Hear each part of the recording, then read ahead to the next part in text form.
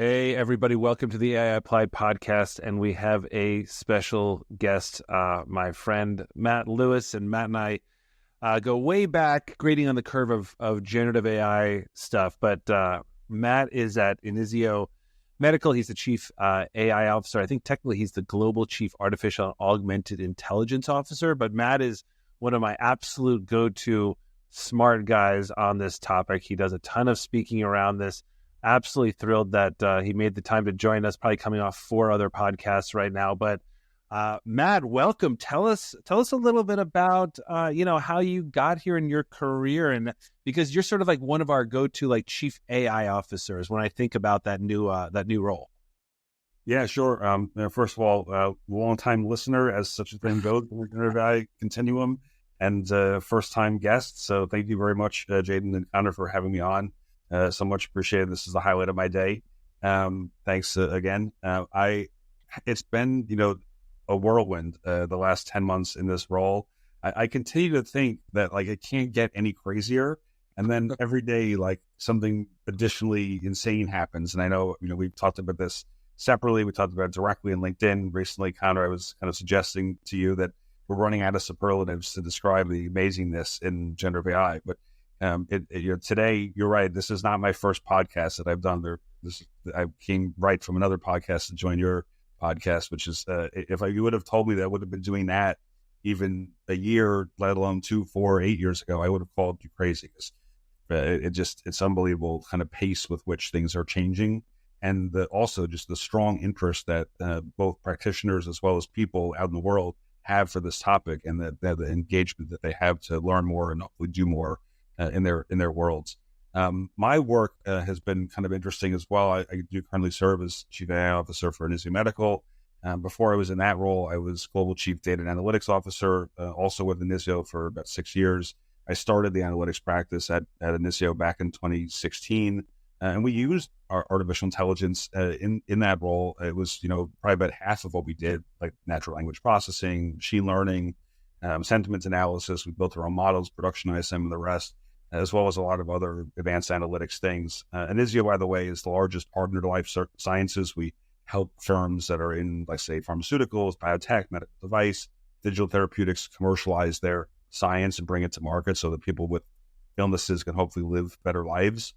So we use analytics or AI to help them kind of understand their science and commercialize it, if you will. And before I started the analytics group, I pretty much led teams and strategized to figure out how those communications could better serve patients and clinicians.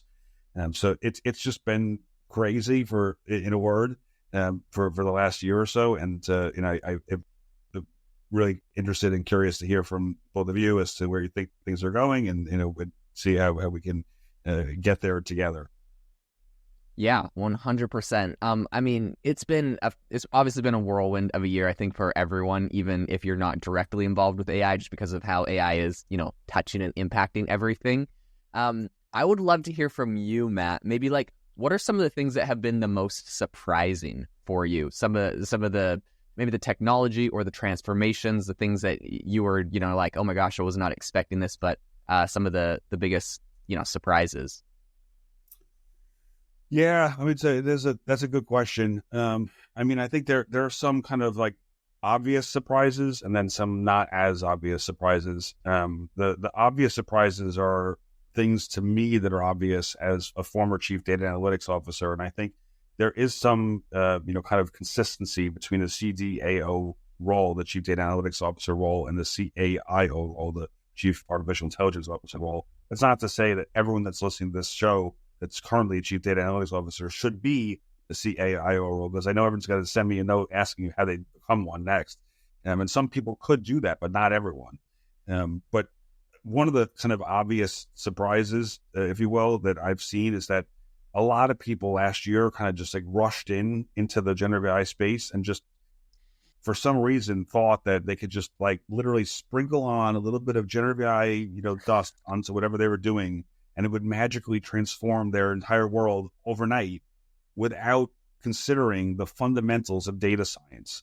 And I don't know why people thought that would work, but a lot of people did. And I saw a lot of people on many sides of the consulting and client environment think that they could just without any background in data science just do the job kind of sight unseen. And I mean that both from the kind of engineering, data capture, data implementation, model implementation side, as well as the real fundamental understanding of what it takes to make technology work in large enterprises. And yeah, it's true. There are a ton of generative AI applications. We all probably read about them in the newsletters we get every day, including Connor's newsletter. But just having an application is not sufficient to create change in a large business. And you have to think about things like, where does the data come from? Is it secure? Is it going to lead to challenges with my environment? Whose cloud is it in? And all sorts of considerations that a lot of subject matter experts and business leads within their organizations did not consider and went through paths that ended up proving unhelpful. And then sometimes you're like, hey, this thing doesn't work. And it's like, yeah, it doesn't work because you're not using it in the right way, or it's not solving for the problem that you actually have, or it's not actually solving for any problem. You're just trying the wrong thing. Or they would try to, implement it and just no one would use it. And then it's not the technology that's not working, but it's the fact they didn't train anyone a priori, or they didn't think that when it was implemented, it would change people's workflow or work systems, and kind of neglected all the human factors, so to speak. And Connor's right. I do a lot of speaking, and often people want to know, what are those human factors? Is it things like trust and compliance and privacy and ethics and all the rest that are really important to getting AI to actually work in the real world? And you can't just really buy into the AI kind of concept, if you will, without believing in people. If you don't believe in people, you may as well just not do it. So that was like the most obvious surprise for me as a kind of reformed chief data analytics officer. But the non-obvious surprises, I think, were just how fast the pace of innovation has been and is continuing to be. And also all the fields of science, of kind of true in non-data science, that are being kind of accelerated as a result of artificial intelligence, that really open up a huge number of doors of possibilities that hopefully will, for us as people and as society, create a world of good for many people. And I think the things people didn't expect that are starting to happen. That for example, like generative AI allows for us to, understand how different animal groups communicate amongst each other. It's like an unexpected truism that now, we can speak to whales. You wouldn't have expected that 18 months ago. It's true, but you wouldn't have expected it. But the same exact type of thing, we wouldn't expect that you could use AI to predict poachers in the African jungle using generative AI. It is again true, but not expected. And I think those types of small considerations lead to very large implications long-term for the planet and for people that this one line of technological inquiry didn't necessarily predict a year ago. So I think between those considerations, there's so much to dig into as a community moving forward. Yeah. I mean, so Matt, first of all, I love this. I mean, I did not expect us to go to talking with whales so quickly, but I love this already. But well, so this, you and I sort of are constantly going back and forth and comparing notes on, what does the world look like? What do people need? And every time I talk to you, you're sort of like flying somewhere else, being sent, I assume, by Inizio, which is a massive company to, and I assume you're talking to your clients or something like that. Whoever you're talking to really high level groups. So I'm wondering sort of like how you see this, because I do a ton of training with big companies. And I think one of the first takeaways is people are sort of saying like, well, what are the use cases? And my response is always like, well, you're going to give me the use cases. I'm going to talk to you about this and you're going to kind of give me the use cases. And I think just what you said there about like, talking to whales or something like that. What are sort of like, when people say like, where do we start? You talked a little bit about like understanding your data, things like that. Like give our audience and me and Jaden the sense of like, people feel so overwhelmed. What do you tell them when they say, where do we even start? Yeah, no, again, another wonderful question. I think we could probably, both of us, all three of us could, chat forever. I think, the where you start question is, it's a multi-layered thing, that it's not one thing. And one part of it is that engaging in that conversation presumes that the people asking have some semblance of knowledge as to what generative artificial intelligence is, and also how it works, and then therefore how it could be used to solve against their problems. And I never presume to know either of those two things before engaging with a client, a senior partner, or someone that I potentially could add value to, because everyone kind of comes to this from a different place. And it's very different than when I was in a chief data analytics officer role, because when I was in that type of work, when I worked with other data science professionals on the client side, 9 times out of 10, 99 times out of 100, they had the same background and training as my team. So when I worked with them, you didn't have to explain to them what NLP was or how sentiment analysis worked. They just knew it. They got it. They did it all day. Now, the vast majority of people that are actually deploying generative AI have almost no background in artificial intelligence whatsoever. So you can't just assume that they know what we know on this call, on this podcast. You have to really do a little bit of education or kind of engagement to help them understand quickly what generative AI is and what it's capable of. And the other big differences, back when I was a CDIO, even as early as early January 2023, kind of when we were talking, the world of AI was still largely confined to academia and to corporations. It's not the case now. Now, if you're a real person, an actual human that is not one of us, a speaker, an expert in AI, you're hit with AI all the time. You go into Apple News, into New York Times, into Wall Street Journal, or in The Guardian if you're in the UK. Every 5th article is about AI. It's about deepfakes. It's about people, that are using AI for malicious purposes. There are other conversations about images that are not the right reflection of culture. It's in your face all the time. And average people that don't know how AI works or what it can do for them are hit with AI in their personal lives, whether they want to or not. And then they come into professional lives to say, how can this work for me? So I don't assume anything when I meet with them the first time or second time. I always kind of orient around, this is what it does. This is our vision. Our vision is around what we call augmented intelligence. That comes from Gartner. It's a human-centered partnership between AI and humans. We don't try to automate anything or replace humans with AI. It's humans and AI collaborating together to optimize decision-making and improve outcomes collaboratively. And then from there, talk about how generative works, how it doesn't work, what it can do, zero-shot learning, et cetera, blah, blah, blah. And then eventually walk through, to your point, what their challenges are, what their priorities are, and what their strategy has been as it's been communicated through down to their teams and up to their bosses. Because that's really where we start. We don't start with use cases. When someone comes and says, I really want a use case for X, that's an awful place to start. The best place to start is, we just had a meeting with our boss, who's usually in my case like a C-suite person or the board, and they came back and they said, this is a great plan, but you're missing a component on AI. That's a great place to start, because then you'll say they want to deliver on efficiency or on productivity or on effectiveness or whatever it is. And then you can think, well, why didn't you think about trying to do this faster, or to try and do more of this, or trying to do whatever?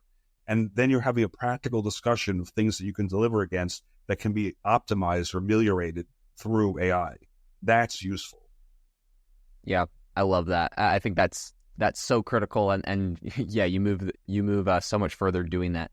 Matt, something I would love to ask you about is, you're obviously you're consulting people and doing some incredible things over at Inizio. I would love to ask you, what are some of the maybe the use cases or some of the things that you are most excited about that Inizio is currently working on with, or consulting on with, or helping with when it comes to AI? Like how are you guys really leveraging this, and what are some of the things you're excited about there?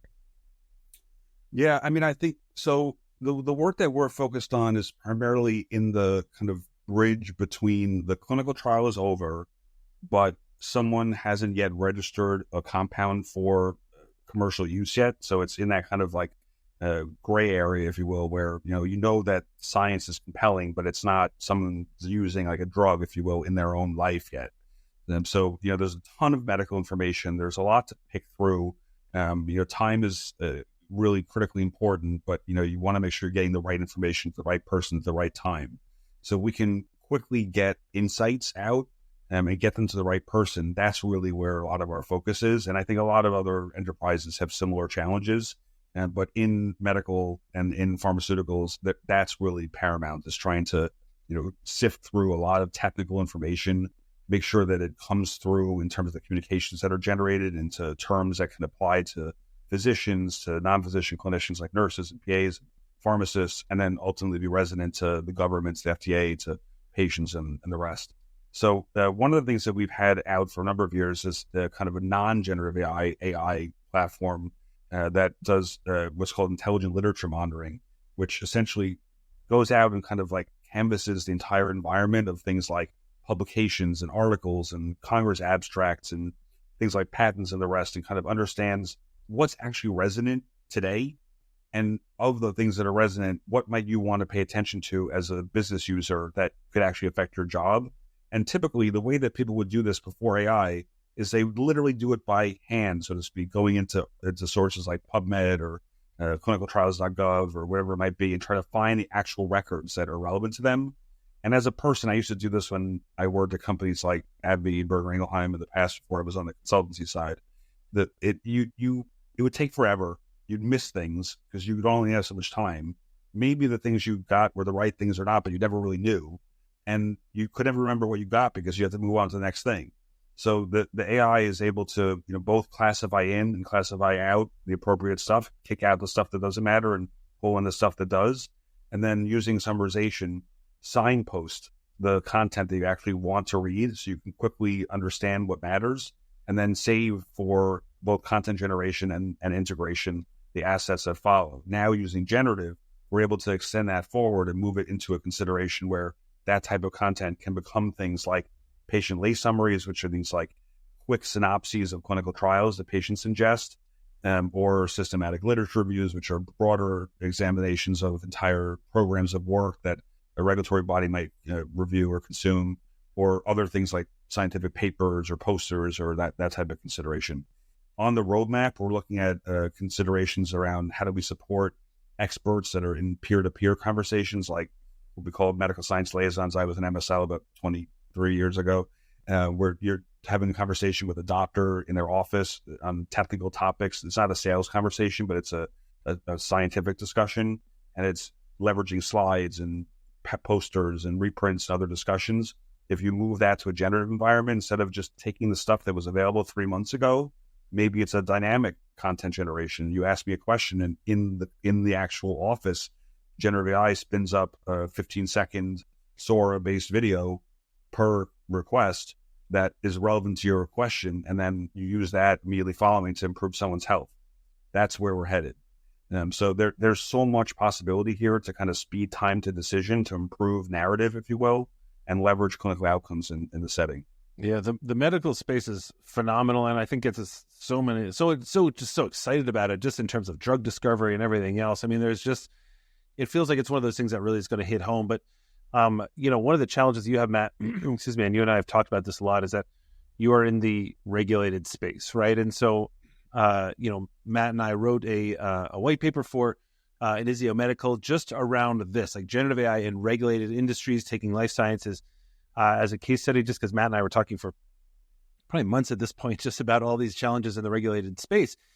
And so Matt's like, we remember sort of like some of the things we covered were, around like the sort of scarcity versus abundance mindset, and how you do strategic risk mitigation, and how you scale and change, but just especially around that kind of like, strategic risk mitigation in a regulated industry. Because I know a lot of folks out there, and you probably talk to a ton of folks in regulated industries, are like, well, this is great, but it's just not for us. We can't even do that. How do you think about that?